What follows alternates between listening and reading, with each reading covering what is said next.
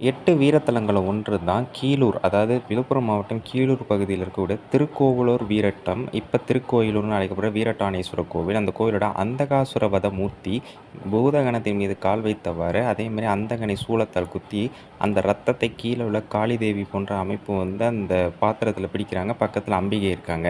இதுதான் மூலவர். இவர் தான் உற்சவ மூர்த்தியும் கூட. அந்தகாசுர வத மூர்த்தின்னு சொல்லுவாங்க. இது நம்ம எல்லாருக்கும் கோவிலுக்கு தெரியும். மிக முக்கியமான ஒரு ஊராகவும் திருக்கோவிலூர் சொல்லப்படுது. மாமன்னர் ராஜராஜ சோழன் பிறந்த ஊர். அவரோட தாயார் பிறந்த ஊர் கூட சொல்லப்படுது. சுந்தரமூர்த்தி நாயனாரை வளர்த்தெடுத்த நரசிங்க முனையரேங்கிற மன்னர் பிறந்த ஊரும் இதுதான். அதே நாயன்மார் வரிசையில வந்த மெய்ப்பொருள் நாயன்மார் பிறந்த ஊரும் இதே தான்.